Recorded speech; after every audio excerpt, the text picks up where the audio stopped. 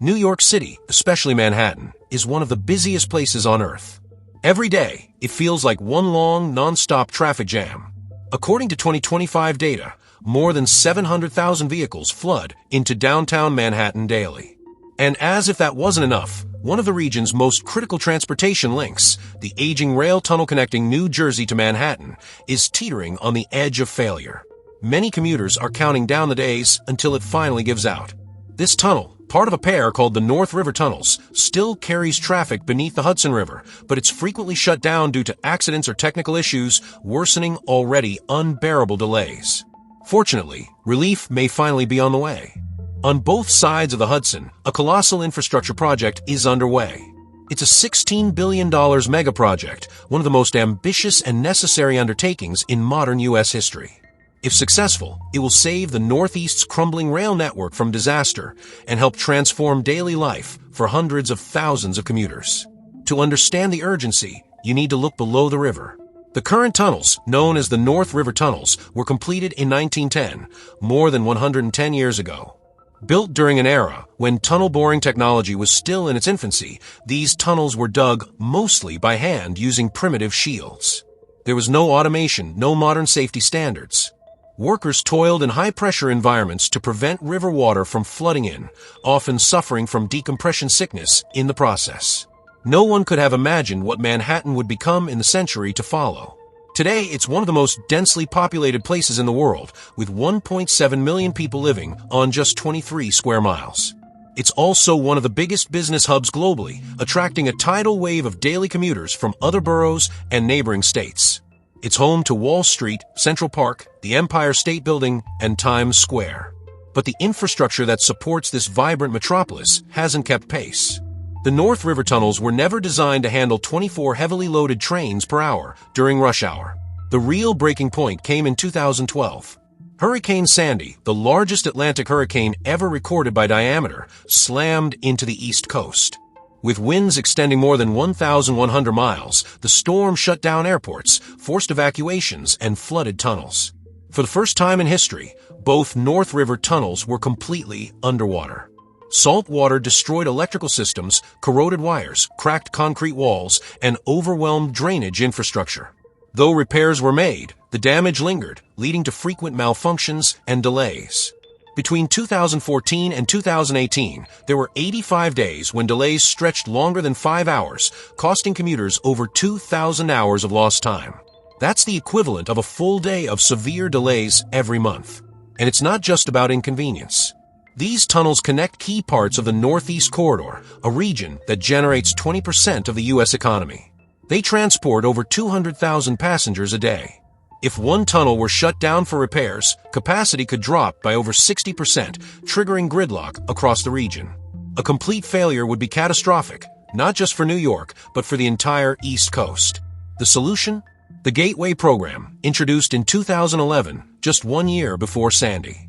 Its centerpiece is the construction of a new Hudson River Tunnel, a modern, resilient connection to replace the century-old system. At first glance, the new tunnel might not look revolutionary. It enters and exits the river just a few blocks from the current tunnel. But beneath the surface, this project is one of the most complex and important infrastructure efforts in American history. On the New Jersey side, construction crews are already at work relocating the Tonnelle Avenue Bridge and the utilities underneath it. This massive relocation effort is paving the way for tunnel boring machines, TBMs, to begin their journey. 2 parallel tunnels will be built, each about a mile long and 25 feet in diameter, stretching from New Jersey to the edge of the Hudson River. From there, they'll pass beneath the riverbed and emerge on Manhattan's West Shore. Unlike the hand-dug tunnels of 1910, today's TBMs are 30 feet tall, over 330 feet long, and can dig through more than 33,000 cubic feet of rock each day. Once the tunnels are bored, cross passages will be built between them for safety and emergency access. Reinforced lining and advanced waterproofing systems will ensure the new tunnels can withstand both daily wear and future disasters. A special vertical shaft on the New Jersey side will be used to retrieve the TBMs once they've completed their work. That shaft will later be converted into a ventilation system for the tunnel. Construction under the river is scheduled to begin once prep work wraps up on the Jersey side in 2025. From there, workers will advance toward Manhattan.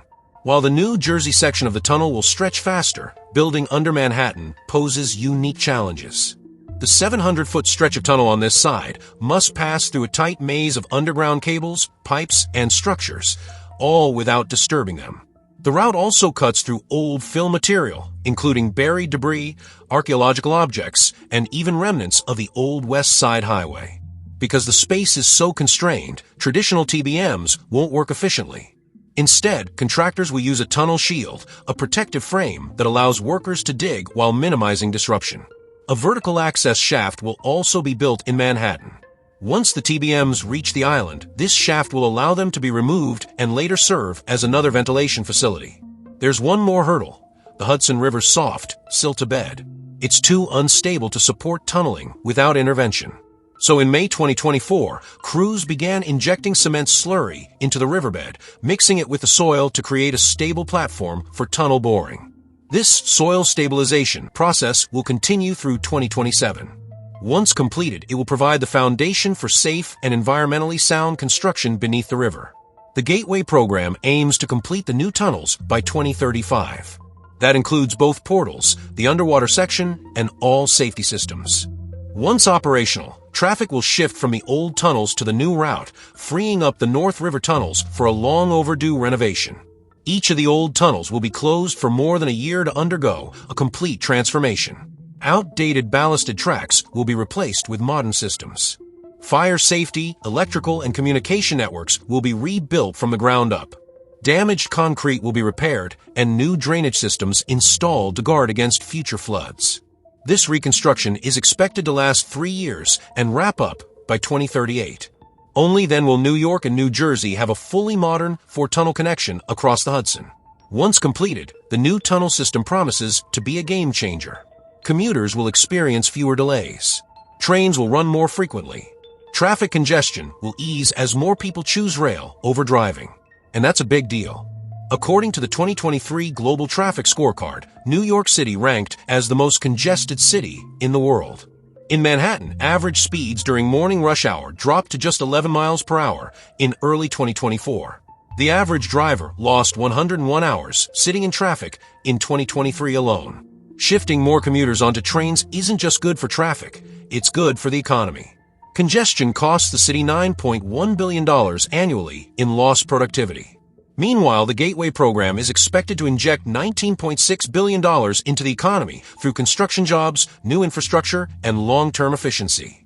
Even the preliminary work has been a major investment, $190 million for stabilizing soil under the Hudson and $35 million just to relocate the Tonnelle Avenue Bridge.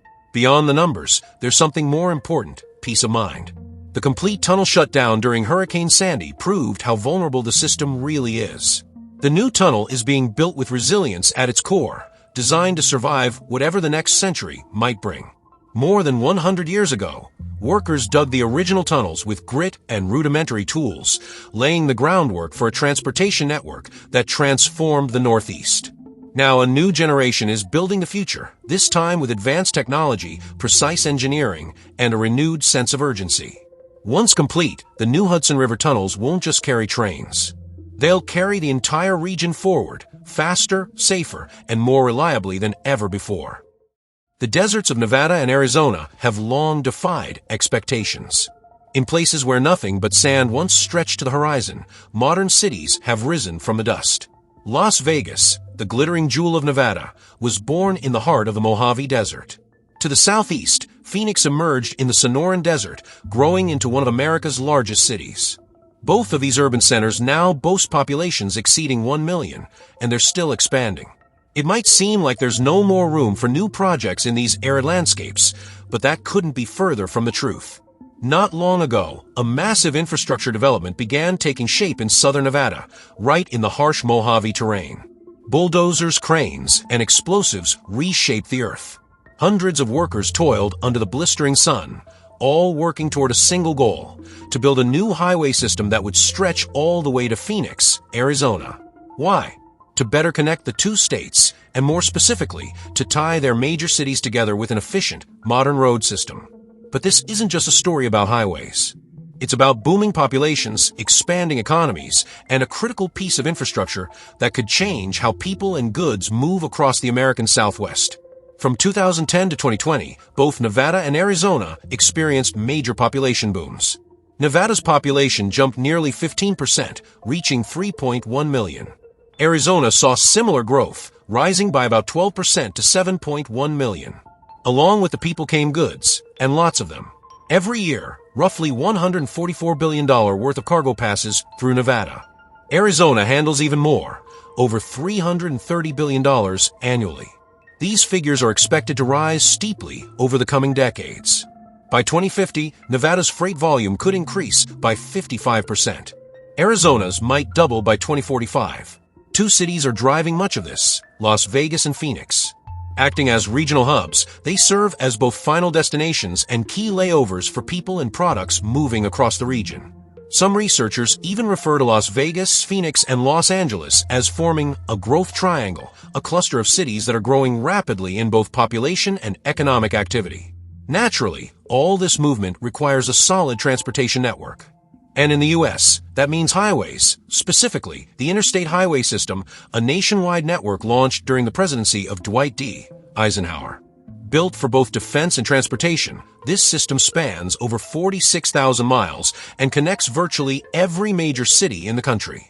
Interstate highways are held to strict design standards, multiple lanes in each direction, divided traffic flows, controlled access via ramps and interchanges, and no railroad crossings or traffic lights. This design improves both speed and safety, making them essential for long-distance travel and cargo transportation. On the East Coast, densely populated areas are woven together by a web of interstates. The same is largely true for the West, except for one glaring exception. There's no direct interstate connection between Las Vegas and Phoenix. The two cities, despite being only about 300 miles apart, are linked by U.S. Route 93, a highway plagued with problems. Between 2010 and 2016 alone, over 90 fatal accidents occurred along US 93. The stretch between Wickenburg and the Hoover Dam is considered particularly hazardous. Emergency response times in this area are among the worst in the region. And there are structural issues as well. Traffic lights, intersections, narrow two-lane sections, and dangerous bottlenecks all make the highway less efficient and less safe than an interstate standard road. Recognizing these issues, planners proposed something bold: build a new interstate highway, Interstate 11 or I-11 for short, to replace and upgrade the current route. Signs for I-11 have already begun appearing in both Nevada and Arizona. But this is about much more than new signage.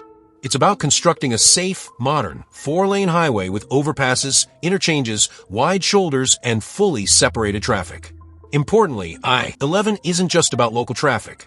It's also part of a larger vision, the Canamex Corridor, a proposed trade route running from Canada to Mexico through the U.S. The corridor is meant to streamline cross-border trade and bolster economic integration between the three countries. But there's a problem. Currently, the weakest link in this chain is right between Nevada and Arizona.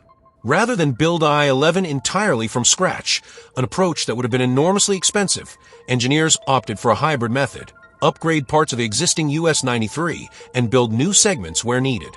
One such challenge emerged in Boulder City, Nevada. Upgrading the section of US 93 that runs through the town would have caused major disruptions and required extensive demolitions. The solution? A bypass. In 2015, construction began on a new 15-mile stretch of highway skirting around Boulder City. Workers dug up vast quantities of desert sand and blasted through rock. Specialized equipment carved a modern road into Mojave. It wasn't just a logistical feat, it was also an environmental challenge. During construction, crews discovered naturally occurring asbestos in the soil, a known carcinogen. To protect workers and nearby residents, the team conducted over 14,000 air quality tests and implemented strict safety protocols. Despite the hurdles, the bypass opened in August 2018. It marked the first completed segment of I-11 and offered immediate relief to traffic previously clogging Boulder City. The opening ceremony was held at a scenic overlook with views of Lake Mead and the brand new highway. Since then, Nevada has continued extending the I-11 route.